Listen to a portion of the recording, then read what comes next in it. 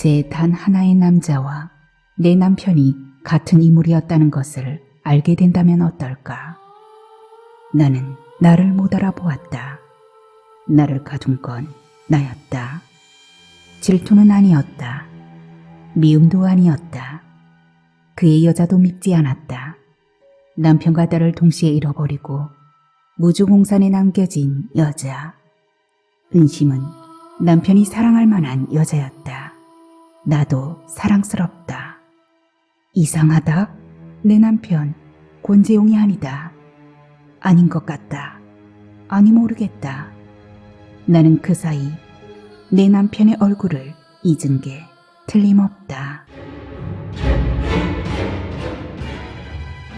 매직 글라스 송은일.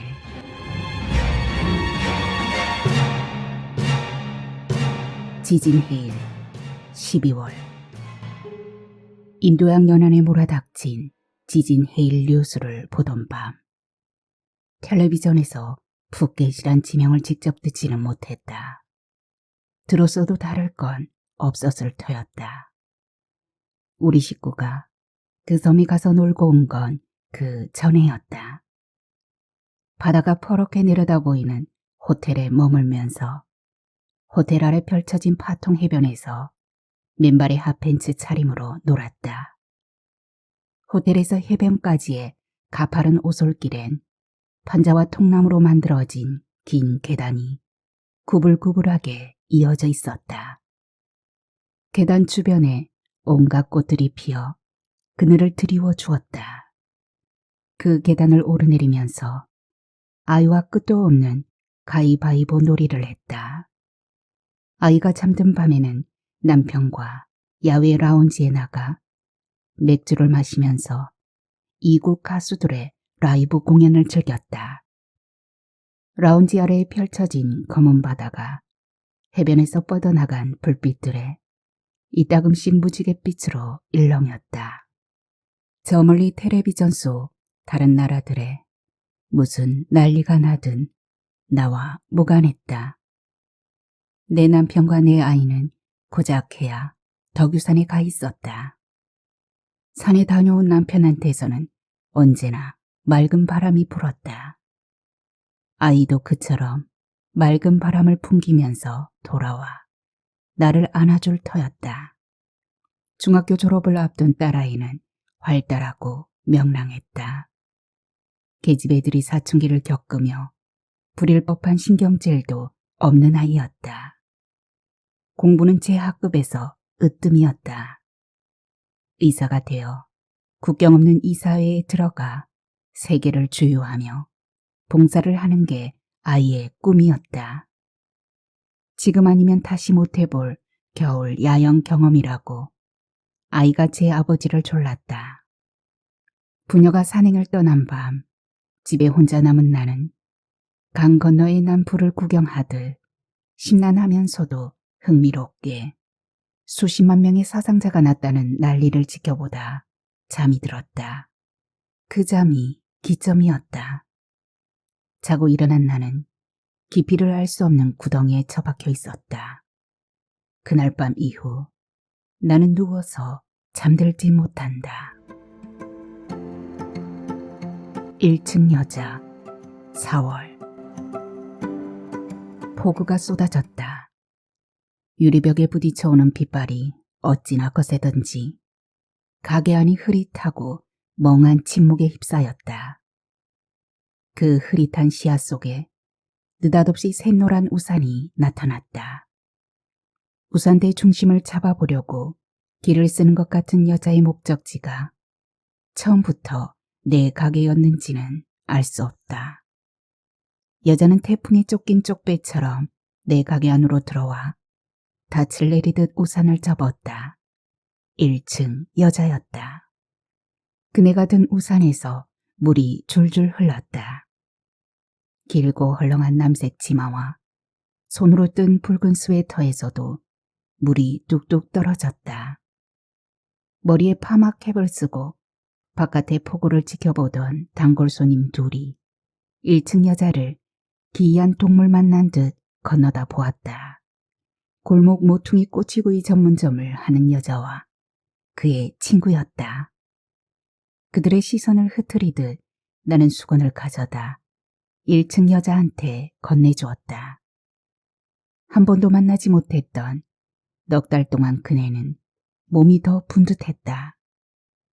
자신이 쏠린 시선은 아랑곳 없는 듯 그네가 피에 젖은 머리를 수건으로 마구 헤집어 까치집으로 만들다가 소리쳤다. 난로 없어요? 비가 쏟아지고 있긴 해도 며칠째 한여름 날씨였다. 실내에서는 민소매 옷을 예사로 입게 된 때인데 비에 젖은 그네는 몹시 떨었다. 보조 미용사인 미애한테 내실에 들여놨던 전기난로를 내다 켜주게 했다. 소파에 앉은 그네는 난로를 더 가까이 당겨놓고 멍하게 주변을 둘러보다 꾸벅꾸벅 졸기 시작했고 곧 낡은 쿠션 같은 모습으로 깊은 잠이 들었다. 내가 여자를 처음 본 건 지난해 성탄일 전날 저녁 참이었다. 성탄 전야라 해도 초저녁 낡은 아파트 단지에는 건조한 바람만 희뜩거리듯 불뿐 조용했다. 내가 사는 동의 내 집 입구만 소란했다. 계단 입구에 이삿짐 트럭이 선 채 짐을 부리고 있었다. 그러고 보니 얼마 전부터 1층 1호가 실내 개조 공사를 하고 있었던 게 생각났다. 오래된 저층 아파트라서 이사 올 사람들은 흔히 그 공사를 했으므로 그런가 보다 했다.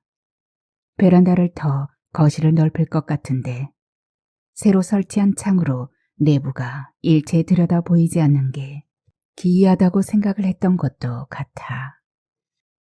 엘리베이터가 없는 데다 1층이어서 이삿짐은 현관을 통해 집 안으로 들어가는 중이었다.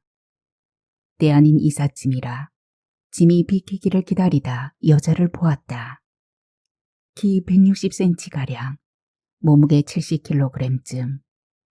원래는 가름했을 터이나 불어난 체중으로 곰인형처럼 둥그러진 얼굴. 40서너 살 정도. 그렇게 인상차기를 살폈던 건 21년 차 미용사의 직업병 탓이었을 것이다. 제 몸에 너무 작은 코트를 억지로 꿰인 듯한 차림새로 짐꾼들을 지휘하던 여자 목소리는 지나치게 높았다. 아이, 아저씨 좀 조심해요. 그거 얼마나 비싼 소파라고요. 흠집 나면 어쩌려고 그래요. 아저씨가 보상할 거예요? 아닌 게 아니라 주황빛 도는 가죽 소파가 낡은 21평형 아파트에 어울리지 않을 만큼 턱없이 고급스러웠다. 고급 소파 대신 몸에 맞는 옷이나 사 입을 일이지. 그렇게 생각하면서 이삿짐을 지나쳐 내 집으로 올라가곤 1층을 있었다. 잠든 여자한테서 김이 모락모락 피어올랐다. 화장기 없는 낯빛이 민홍지처럼 창백하다. 파마캡을 쓴 채 매니큐어와 페티큐어를 하던 손님들이 거울 속에서 눈으로 자꾸 물었다. 누구야? 대체 몰골이 왜 저래? 나는 그들에게 입담을 넣는 신용을 하며 고개를 저었다. 1층 여자한테서 난로를 약간 떼어놓으며 보니 이마가 참 예쁘다.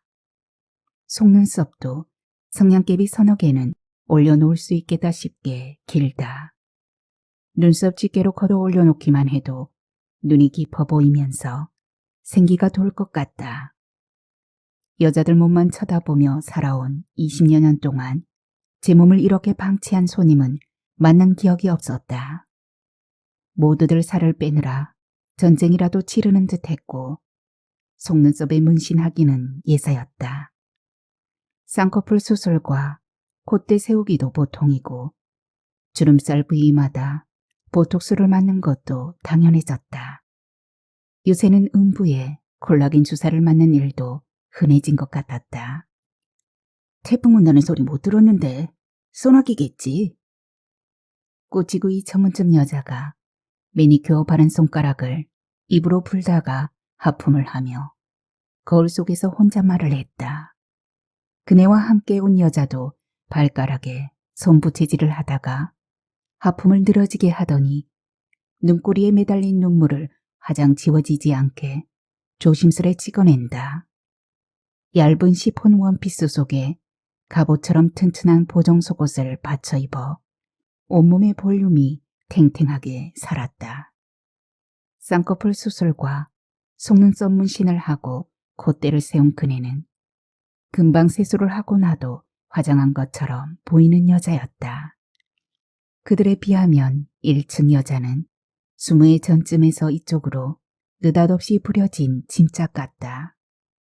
두 단골의 머리 손질을 맞춰 내보내고 나니 비가 잦아들었다. 그 사이에 들어온 새 여중생 머리를 차례로 만지는 동안에도 1층 여자는 내도록 앉아서 잤다. 모로 쓰러져 잘 법한데도 목이 고장난 인형처럼 고개만 살짝 숙인 채 이따금 짧은 한숨을 쉬어가며 잔다. 그 한숨이 몹시 언짢다. 한숨 소리가 날 때마다 여자를 깨워서 내쫓고 싶다. 하지만 아무것도 하지 않는 게 상책이다. 어떤 식으로든 아는 체하며 나서는 순간 감당하고 싶지 않은 일에 휘말릴 위험이 있다. 40살까지만 이 일을 하리라고 작정한 게 30살 때였다. 41살부터는 산 밑 마을에다 자그만 찻집을 열고 산을 오르내리는 사람들을 구경하면서 살 예정이었다. 땅은 진작 구입해 두었다. 전통차 연구회에 들어 차에 대한 공부도 짬짬이 했다. 요즘은 집을 어떻게 지을지 궁리해 보는 재미가 쏠쏠했다. 올해가 내가 정한 나의 정년이었다.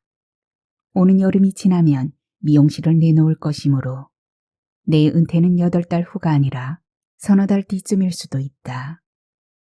가게를 접으면 우선 긴 여행을 떠날 것이다.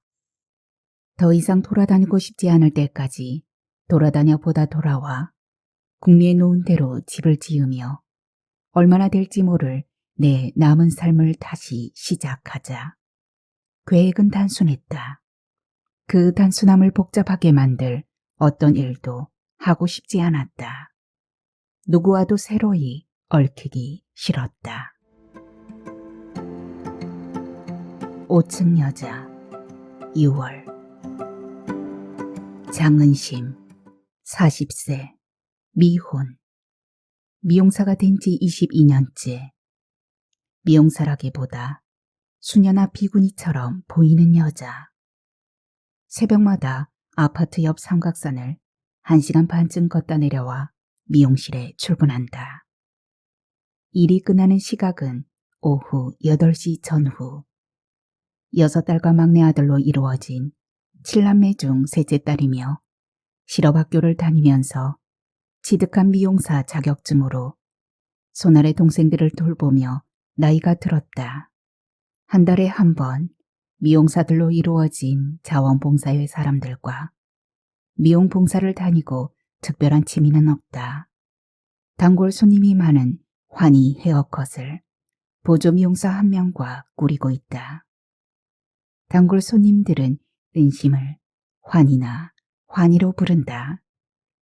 은심의 흰색 중형차는 만날 네 창밑 화단 앞에 세워져 있다. 그 차가 움직이는 일은 일주일에 한 번쯤이나 될까. 내가 아는 한 그동안 밤을 새고 들어오는 일은 없었다. 그러니까 현재 은심에게 남자가 없을 확률이 높다. 예상했던 바다. 새벽 6시면 어김없이 계단을 내려온 은심이 삼각산으로 가면 나도 집을 나서서 그네 뒤를 따른다. 삼각산은 사방에서 야금야금 먹혀드는 도시 안의 옹색한 야산이지만 정작 올라가 보면 굴곡이 꽤 심했다. 산에서건 평지에서건 은심의 보폭은 일정하고 움직임은 고요하다. 산으로 올라가는 오솔길 입구에서 나는 수시로 그네를 놓쳤다. 애초에 은심을 따를 수 있을 거라고 여기지도 않았으므로 나는 거북이처럼 느리게 1시간쯤 산길을 걷다가 그네보다 먼저 돌아 내려온다. 그렇게 따라다니고 있음에도 내 체중은 서서히 내리고 있다. 사실 거의 평면처럼 보이는 은심을 관찰하고 있노라면 살이 저절로 빠지는 것만 같았다. 개와 고양이가 붙어 지내면 개는 자신을 고양이처럼 느끼고 고양이는 저를 개처럼 느낀다든가. 지금은 내 일방통행이지만 나중에는 혹 모른다. 은심도 자신을 나처럼 보게 될지. 물론 은심은 내가 저를 뒤따라 산에 다니는 걸 모르고 내가 날마다 밖에서 보이지 않는 유리를 통해 제 출입을 살피는 것도 모른다. 모르는 게 좋을 것이다. 저와 나 둘 다에게. 10년쯤 이만큼의 거리로 붙어 살다가 불현듯 제 단 하나의 남자와 내 남편이 같은 인물이었다는 것을 알게 된다면 어떨까. 이미 우리는 누가 개이고 고양이인지 구분할 수 없게 되어 있지 않을까. 내 남편과 내 딸. 눈이 내려 밤에 산을 내려오다 계곡으로 추락해 절망한 것 같다는 그들의 죽음을 나는 보지 못했다. 시아버지와 시숙들이 그들을 수습해 화장하고 뼈가루를 선산에 묻고 남편의 가게를 처분하는 동안 나는 내도록 앉거나 서서 잠만 잤다. 겨울이 깊어졌다가 물러가고 봄이 왔다가 가는 동안에도 제정신이었던 적이 없었다. 제정신 아닌 정도가 아니라 뇌의 기억장치를 마구 헤집어 놓은 것처럼 반년 정도의 시간이 흐리마리했다. 까맣게 빈 곳도 많았다. 흐리거나 빈 내 머릿속에 들어앉은 건 쓰나미니 지진 해일이니 하는 단어들이었다. 아무래도 그들은 인도양으로 여행을 갔다가 지진 해일에 휘말려 사라진 것 같았다. 그때 죽음을 찾지 못한 죽음들이 부지기수지 않았는가. 꼭 내가 표를 끊고 짐을 싸서 그 부녀를 비행기에 태워 보낸 듯했다. 금세라도 그들이 여행 가방을 들고 들어와 집안을 난장판으로 만들 것 같아서 나는 누울 수가 없었다. 허기져 들어올 그들을 위해 끝없이 음식을 만들어야 했고 그들을 기다리며 먹다가 앉아서 또 졸곤 했다. 작년 여름 더위와 함께 정신이 들었을 때 나는 나를 못 알아보았다. 팅팅 불어난 몸통에 긴 머리를 뒤집어 쓰고 자리옷 차림새로 유령처럼 서성이는 여자. 제인 에어에 나오는 로체스타의 미친 여편네가 그 순간 어떻게 떠올랐는지 모른다. 그 여자의 웃음소리를 들은 적 없음에도 꼭 그 여자인 듯 켈켈거리면서 내가 미쳐 지냈다는 걸 깨달았다. 그 여자를 가둔 사람은 그의 남편이지만 나를 가둔 건 나였다. 그 여자는 진짜 미쳤지만 나는 맘만 먹으면 제정신을 차릴 수 있었다. 나는 살아갈 핑계나 이유만 찾으면 되는 여자였던 것이다. 비로소 남편과 아이의 물건들을 정리했다. 그들이 나가고 난 아침이면 오후나 밤에 돌아올 그들을 위해 청소를 했듯 모든 물건들을 차곡차곡 씻고 말리고 다려서 제자리에 놓았다. 와중에 남편이 속했던 산악회 회원들의 주소록을 발견했다. 53명이나 적힌 이름들은 대개 남자들이었고 여자는 17명 정도였다. 회원들 거주지는 거의 전국이었다. 내가 아는 이름은 눈에 띄지 않았다. 사실 나는 남편이 산행에서 만나는 사람들에게 관심 가져본 적이 없었다. 아는 이름이 있을 리 만무했다. 장은심이라는 이름을 눈여겨보게 된 것은 순전히 집 주소 대신 주소록에 적힌 환희 헤어컷이라는 미용실 이름 때문이었다. 머리를 만지기는 해야 하는데 싶어서. 주인들은 절명했는데 저희들은 멀쩡히 살아 내게 돌아와 있던 2대의 전화기도 정리하기로 했다. 아이 전화기에는 수십 통의 문자 메시지가 기록돼 있었다. 제 아버지를 따라 나섰을 때 친구들한테 아빠와 산에 간다고 자랑을 많이 했던가. 아이 친구들 여럿이 그날 보내온 메시지들도 있었다. 아빠하고 무슨 재미로 산을 가냐는 비아냥거리거나 부럽다는 내용들이었다. 아이 전화기만 가지고도 하루를 울었다. 남편 전화기는 다음날 열었다. 컴퓨터를 파는 사람답지 않게 남편 전화기 속은 단조로웠다. 100통 가까운 통화 기록은 수신과 발신 표시만 달랐을 뿐 숫자들로만 채워져 있었다. 아이 전화기를 붙들고는 울었지만 남편 전화기를 붙들고는 욕설을 퍼부었다. 왜 산 따위를 다녀가지고 애를 왜 데리고 나가? 혼자 죽을 일이지. 제 새끼 하나를 못 지키는.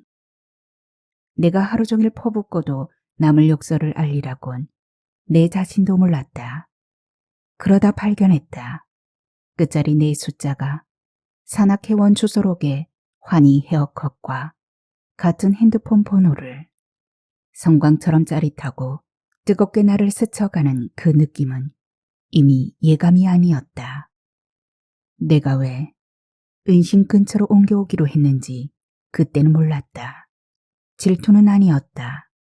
아니었을 것이다. 세상에 없는 남편의 여자한테 무슨 질투를 느끼랴. 미움도 아니었다. 나는 남편을 미워한 적이 맹세코 한 번도 없으므로 그의 여자도 밉지 않았다. 그렇다고 설마 애정이기야 했을까만 굳이 핑계를 찾아야 한다면 은심이 남편과 아이가 남긴 모든 흔적들에 살아있는 집합체 같은 존재로 느꼈으니 애정 쪽에 가까울 터이다. 그래서 이 아파트 단지 근방 부동산 소개소들에다 이 단지 안에 이왕이면 은신과 같은 동의 집이 나오면 알려달라고 부탁을 해두고 일주일이 멀다 하고 내 쪽에서 확인했다. 들고 나는 집이 많은 아파트 단지였다. 5개월을 기다린 끝에 마침내 은신과 같은 계단을 쓰는 1층에 집이 나왔다는 연락이 왔다. 이사를 와서도 은신과 안면을 트기까지 나한테는 몇 달이 필요했다. 친해지기까지는 2달이 더 걸렸다. 아니 아직 친해졌다고 하기는 어렵다. 그저 익숙해졌다고나 할까. 은심은 좀 채 속내를 털어놓지 않지만 이제 나를 경계하지는 않는다. 외려 나를 가여워하고 동시에 도와주고 싶어 한다. 그럴 것이다. 그렇지 않겠는가? 나만큼 가여운 여자가 또 어디 있으려고. 남편과 딸을 동시에 잃어버리고 무주공산에 남겨진 여자. 고통에도 지수가 있다 했다. 고통 체감도도 있을 것이다. 면역 지수도 있겠지. 나한테 고통 지수는 내 체감도로 겪기에는 너무 높았다. 나는 일체의 면역성이 없었다. 요즘에야 겨우 면역 바이러스를 배양하는 중이다. 물론 은심은 그것도 모른다. 제 말을 하는 대신 다른 사람으로 하여금 속내를 주절주절 털어놓게 하는 신기한 능력을 가진 그네지만 나도 남편과 딸에 대해 말하지는 않는다. 그래도 각기 혼자 산다는 사실 한 가지로 은신과 나는 이미 동족이었다. 베란다를 높여 거실에 있고 통유리를 매직 글라스로 설치하느라 돈은 좀 더 들었다. 대신 오래된 저층 아파트 창 안에서 내가 맨몸으로 춤을 추든 포르노 프로그램을 켜놓고 자위를 하든 꺼내 낄 게 없다. 아무도 들여다볼 수 없는 매직 글라스 안쪽에서 내가 주로 하는 일은 뜨개질이다. 하루 2번 산에 잠깐씩 다녀오고 하루 2번 밥 먹고 1번 시장 나들이를 겸한 환희 헤어컷 순례를 하고 나머지 시간에는 뜨개질을 한다. 지난달에는 연숙색 레이스 실로 엘리컨트 스타일의 카디건과 둥근 모자를 떴다. 진녹색의 큼직한 단추로 카디건을 마무리하고 모자에도 같은 단추를 한 개 달아 악센트를 주었다. 그걸 종이 상자에 담아 건넸을 때 은심은 몹시 당황했다. 당연한 반응이었다. 나는 은심이 내 예상 범위 안에서 반응하는 게 마음에 들었다. 장차 뜨개질 가게를 해볼 참이라 연습 삼아 뜬 거라고.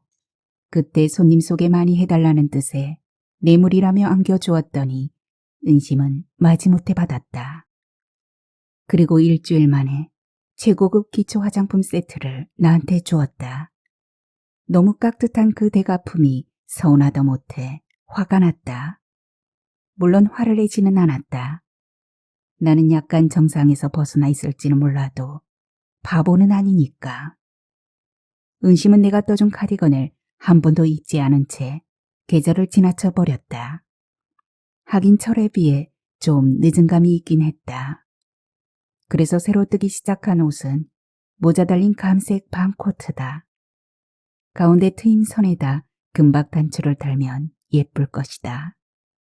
가을이 되면 그네에게 입힐 참이라 요즘 내 손은 바쁘게 설레었다. 내가 어떤 마음인지 모르는 은심은 아침 저녁으로 내 집 앞을 지나다니면서도 내 집 문 두드릴 줄 모른다. 나를 제 집으로 청하지도 않는다.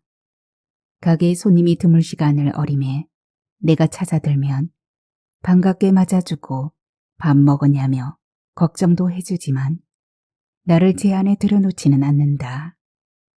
나를 제 안에 들이지 않는 건 괜찮았다. 나한테 아무것도 묻지 않는 것도 이해한다. 하지만 나를 밀어내게 할 수는 없다. 연민이든 동정이든 방법은 나를 밀어버릴 수 없게 하는 것이다. 내가 그네에게 적당한 거리를 두고 움직이는 것은 그 때문이다. 나한테 질리게 해선 안 되기 때문에. 그네에게서 버려지면 나는 갈 데가 없지 않은가. 이건 병적이다. 아니 병이다. 하지만 나는 아픈 여자다. 그런 일을 겪었는데 아픈 게 당연하지 않은가. 아픈 사람은 누군가 돌봐야 하고 나를 돌볼 사람은 이 세상에 은심뿐이다. 기다림. 8월. 1층 여자의 이름이 하홍연이라 했다. 홍연이라는 이름을 처음 들었을 때 갓 핀 연분홍 연꽃을 연상했다. 얼마나 공들여진 이름일까 생각도 했다. 사람은 누구나 귀하다지만 누군가의 이름을 듣노라면 그의 존재의 척도가 달리 보이는 것도 사실이다. 내 큰언니는 덕자이고 작은 언니는 종남이었다. 내 여동생들은 성자, 혜란, 순영이다. 7남매 중 호족의 생년월일이 제대로 기재된 아이는 막내인 국언뿐이다. 놈은 6 누나가 쌓아나 키움값을 하느라 대학도 못 들어가고 어정거리다가 지금은 군대에 가 있다. 놈이 군대에서 아주 살아주었으면 싶었다. 그도 안 될 거라면 놈이 제대하기 전에 내가 사라지고 싶었다. 날마다 시장길에 들러 차 한 잔씩 마시고 가는 홍연은 일주일에 한 번 토요일 저녁 무렵이면 내 손님으로 찾아온다. 아이가 둘인 미애가 퇴근하고 손님이 끊겨 가게 문을 닫을까 말까 망설이는 시각에 홍연은 외출할 차림새가 아닌 채 찾아와 머리를 손질했다. 약간씩 다듬거나 파마를 하거나 스카치를 넣거나 구불거리는 머리카락을 곱게 펴거나 올 때마다 별말은 없다. 그저 지나가는 투로 질문을 툭 던지는데 몇 살이냐, 몇 살에 미용사가 됐냐, 형제가 몇이냐, 결혼은 했냐, 왜 결혼을 하지 않았냐, 밤에는 혼자 뭐하냐, 취미는 뭐냐, 너의 머리는 누가 손질해주냐. 홍연이 심상하게 물으면 나도 심상하게 대답하기 마련이었다. 그렇게 물으면서도 홍연은 제 얘기는 하지 않았다. 나도 굳이 묻지 않는다. 한자리에서 미용실을 10년쯤 하다 보면 인근 동네 여자들의 별의별 신상을 다 듣기 마련이다. 다 다르면서도 다 같은 이야기들. 굳이 케어 물을 필요가 없거니와 솔직히 홍연에 대한 유다른 관심도 생기지 않았다. 홍연이 넉 달 남짓 토요일 밤마다 찾아오니 오늘도 오려나 궁금해하는 얕은 습관이 생기기는 했다. 지난 늦봄에 홍연이 레이스 실로 뜬 카디건과 모자를 건네오는 바람에 놀랐다. 황당하고도 미안했다. 잘라낸 머리털들이 들러붙기 쉬워 편물 옷을 입지 않는다는 말을 그래서 하지 못했다. 샤워하고 난 뒤에 내 손발 등의 땅구멍에는 손님들의 머리털들이 선인장 가시처럼 박혀 있을 때가 있었다. 가시 같은 머리카락을 핀셋으로 뽑거나 바늘로 후빌 때마다 그것들이 어느새 내 몸에 뿌리를 내린 듯한 착각이 생긴다는 걸 설명하기도 싫었다. 남의 털이 내 몸에서 자라는 상상이 얼마나 소름 돋는지. 남의 옷을 뜨는 대신 제 옷이나 떠 입으면 좋겠다 싶은 홍연은 그 사이 제법 야유였다. 여전히 통통하기는 해도 이사를 왔던 처음에 비하면 다른 사람이다 싶을 만치 살이 내렸다. 눈매가 또렷해졌고 산발이었던 긴 머리카락은 단정해지고 윤기가 흘렀다. 여전히 요새 여자답지 않기는 하다. 오늘 입고 나온 때 아닌 흰 재킷은 유행이 한참 지난 것이었다. 그나마 몸에 자가 단추를 채우지 못했고 머리에는 레이스 실로 뜬 흰 모자를 썼는데 전혀 어울리지 않았다. 그네 몸에 덮인 모든 게 하나도 자기 것 같지 않게 겉돌았다. 뜨개질 솜씨로 보자면 자기 몸에 맞는 옷 한 벌 떠내는 정도야 일도 아닐 것 같고 특별히 하는 일 없이 혼자 지낸다는 걸 보면 형편이 궁색해 보이지 않았다. 충분히 몸에 맞는 옷을 사입을 정도는 되는 것처럼 보였다. 홍연은 꼭 누군지 알 수 없는 대상을 향해 억지를 쓰고 있는 듯했다. 비엔날레가 열린다면서 오늘은 머리를 어떻게 했으면 좋겠냐고 물었더니 마주 보인 거울 속에서 홍연이 생뚱맞게 되물었다. 비엔날레 전시장이 동네에서 가깝기는 했다. 천천히 걸어도 20분이면 닿을 수 있었다. 국립박물관과 민속박물관과 문예회관과 시립미술관 등이 죄포진한 공원 한쪽에 비엔날레 전시장도 있었다. 며칠 후 비엔날레가 개막될 거라고 했다. 열풍 변주곡이라는 이번 비엔날레의 타이틀이 도시 곳곳에서 나부꼈다.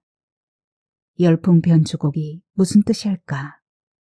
열풍이 뜨거운 바람이라는 뜻이라면 변주곡과는 어떻게 이어지는 것인지. 우리 아파트 단지 게시판에도 나붙은 포스터를 보면서 생각해 보기도 했지만 나한테는 의미가 와닿지 않았다. 지난번 비엔날레의 타이틀은 물을 한 방울, 먼지 한 톨이었다. 물이 방울방울 모여 도랑을 이루고 내를 이루고 강이 되고 바다에 닿는다. 먼지 한 톨이 모여 태산을 이룰 수도 있다. 반대로 바다가 물 한 방울로 나누어질 수 있고 태산이 먼지 한 톨로 흩어질 수도 있다는 그런저런 의미들인가 보다고 고개를 끄덕이긴 했다. 그 비엔날레 막바지 즈음에 도시락을 싸가지고 전시장에 나가 김종상을 만났다. 종일 그와 손잡고 다니며 미술 작품들과 갖가지 공연들을 구경했었다. 사실 비엔날레에 전시된 작품들이 물과 먼지와 어떻게 이어지는지 몰랐다. 관심도 없었다. 그때 내 관심은 김종상뿐이었다. 늘 산에서만 만나다 산 밑에서 만난 그가 새로워 그를 쳐다보기만도 바빴다. 몇 년을 함께 산에 다녔지만 산 밖에서 그를 만난 건 그날 단 하루뿐이었다. 여기서 가깝다던데 자기는 비엔날레에 가봤어? 미용실에 처음 찾아온 날부터 홍연은 몇 년 묵은 단골 손님들처럼 나를 향한 말꼬리를 잘라먹었다. 그리고 단골들처럼 나를 자기라 지칭했다. 못 가봤어. 나도 비엔날레 아직 한 번도 못 봤어. 여기로 이사 온 지 몇 달 안 됐잖아.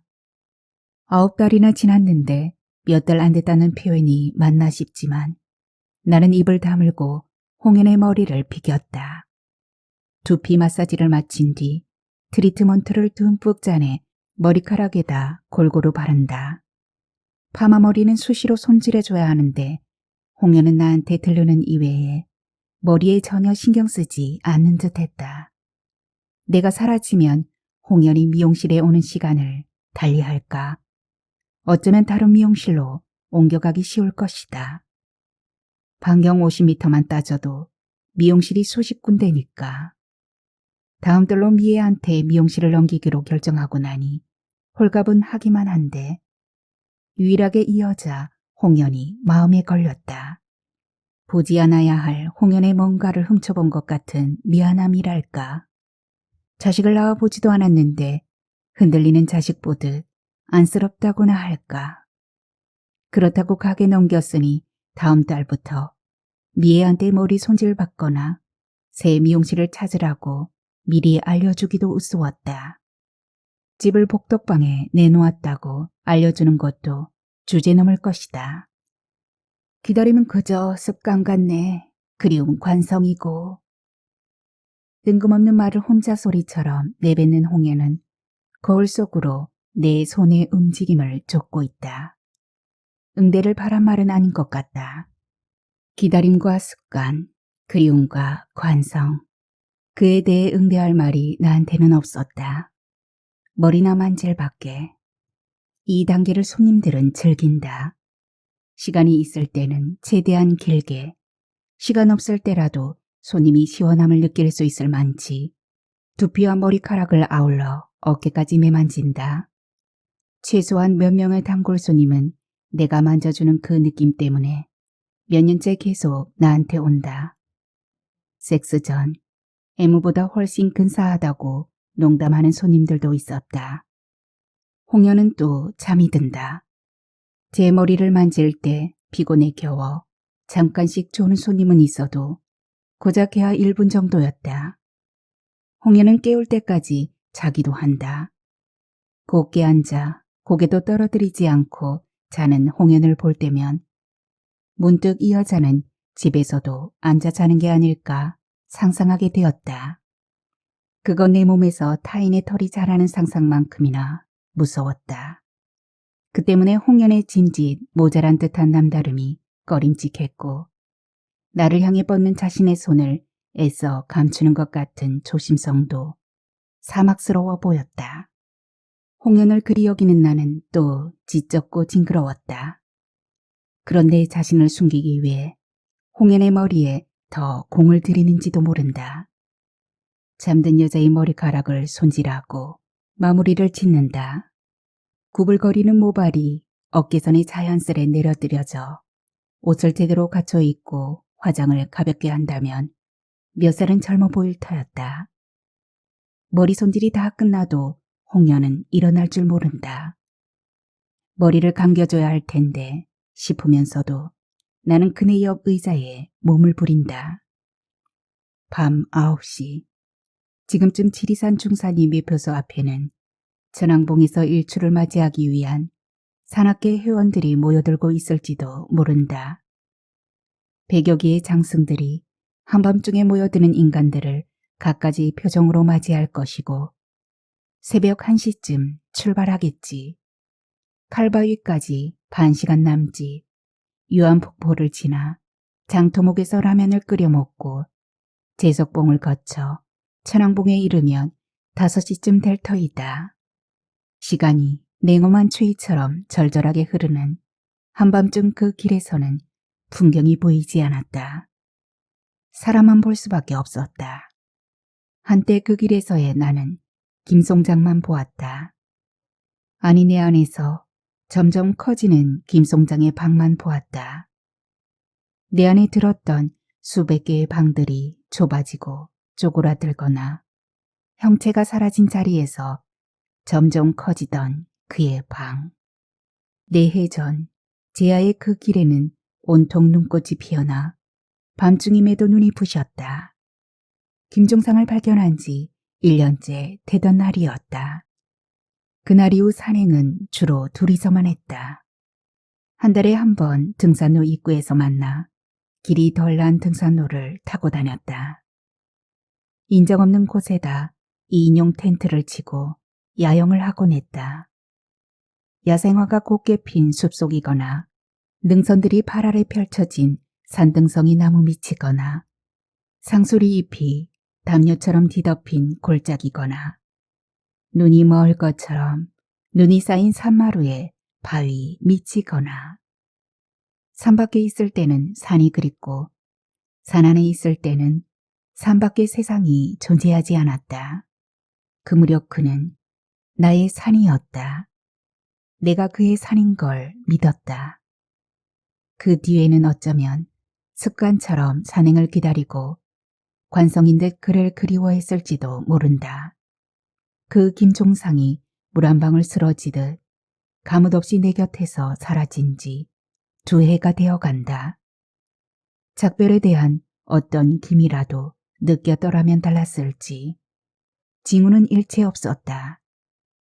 2해 전 막바지에 이른 비엔날레를 보고 난 뒤 제야 산행 때 보자는 약속을 했을 뿐이었다.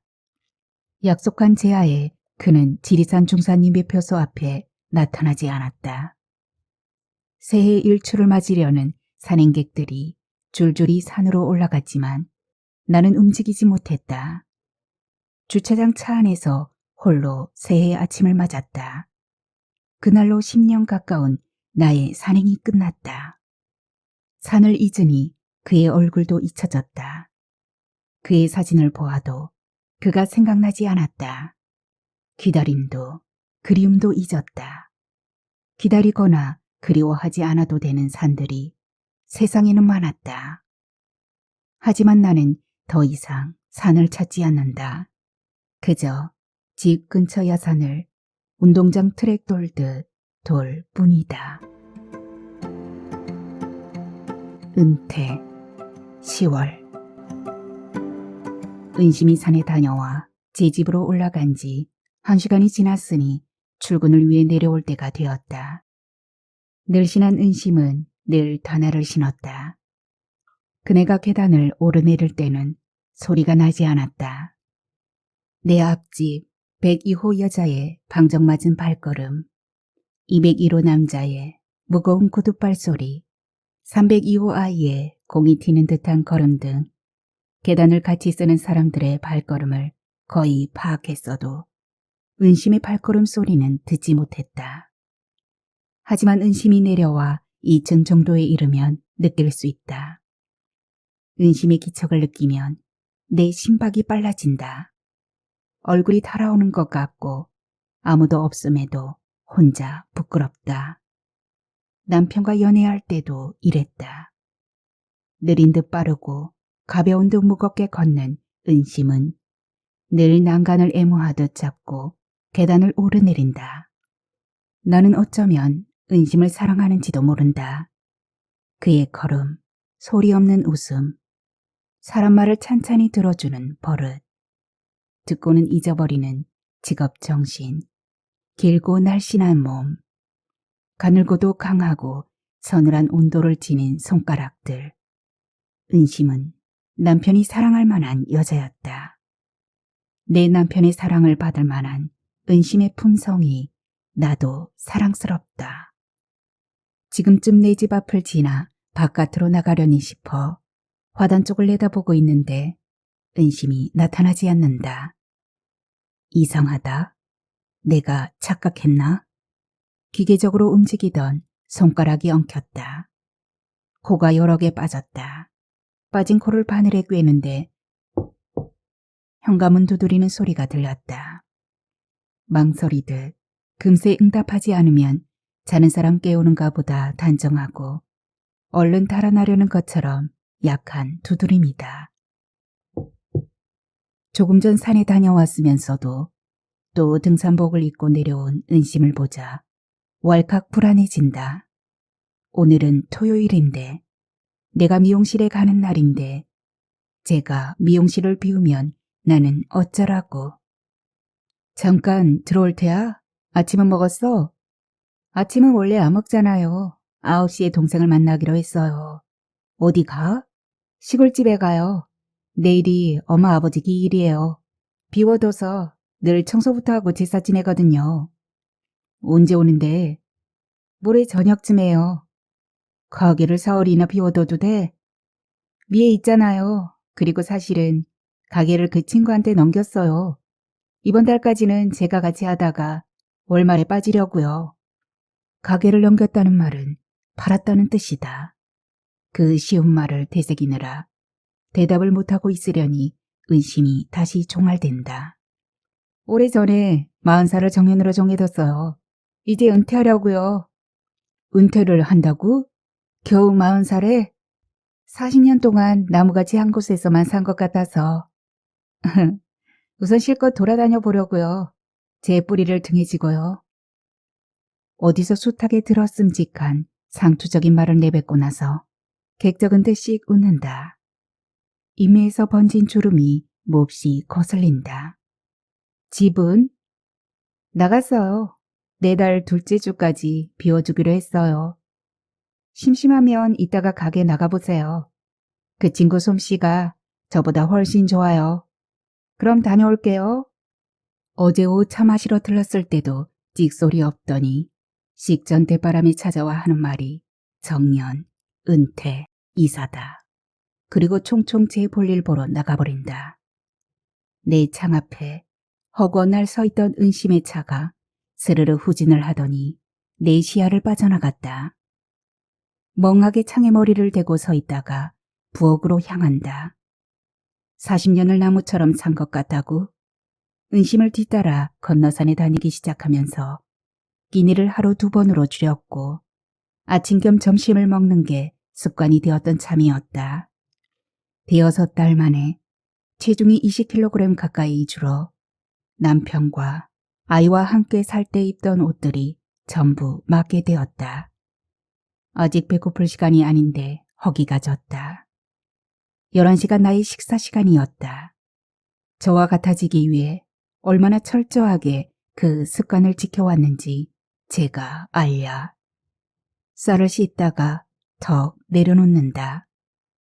나는 아직도 누워 못 자는데 은퇴를 한다고? 뿌리를 등에 찌고 실컷 돌아다녀? 제 맘대로?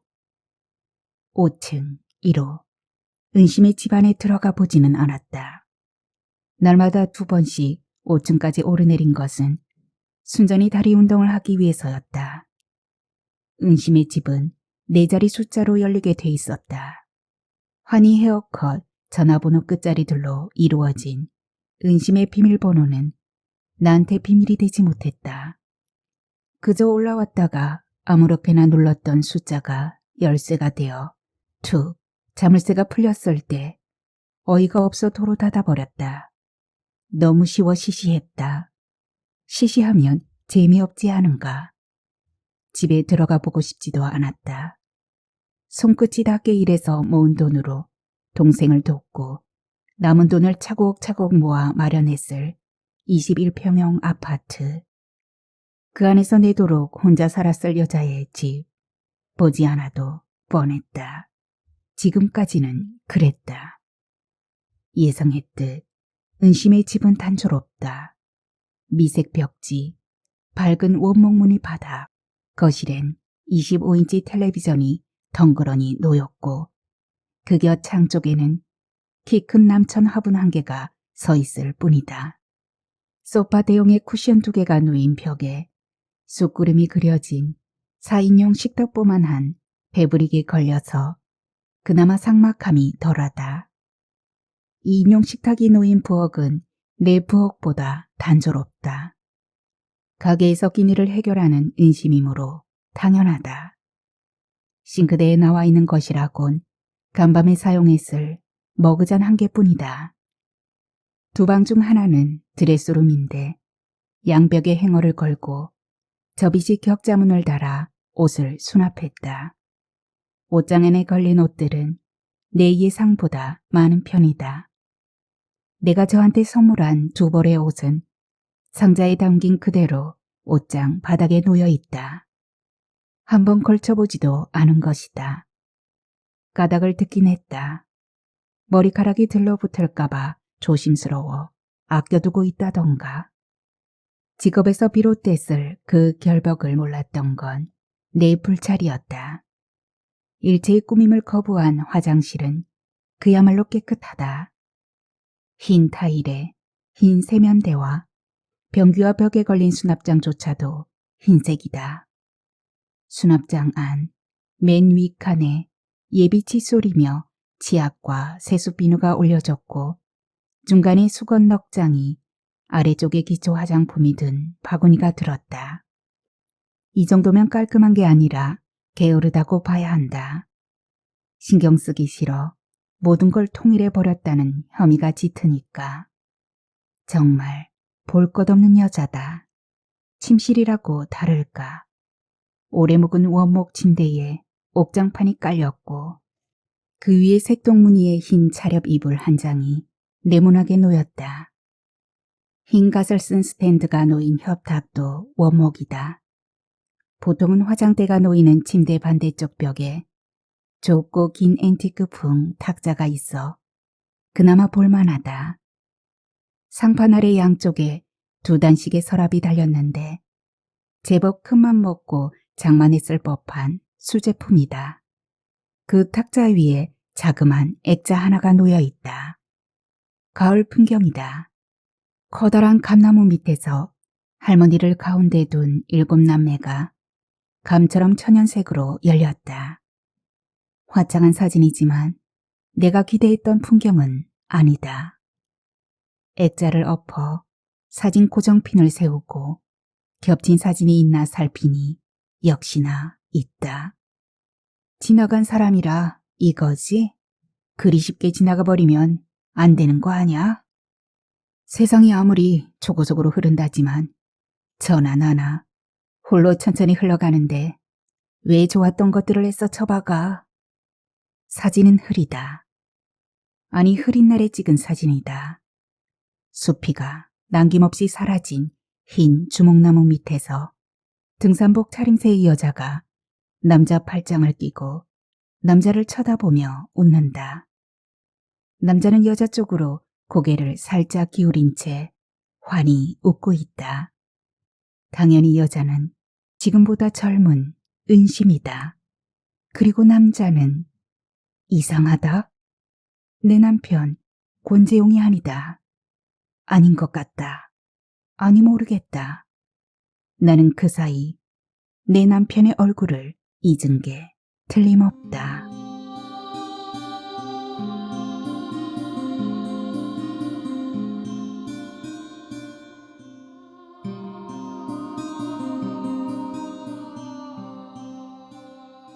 안녕하세요. 하루하루 소리를 담다 하소담입니다. 오늘의 소설 송은일 작가님의 매직글라스는 여기까지입니다. 매직글라스에서는 두 여자의 이야기가 교차되는데요. 서로 다른 시선으로 다른 사람을 관찰하며 진행되는 이야기였어요.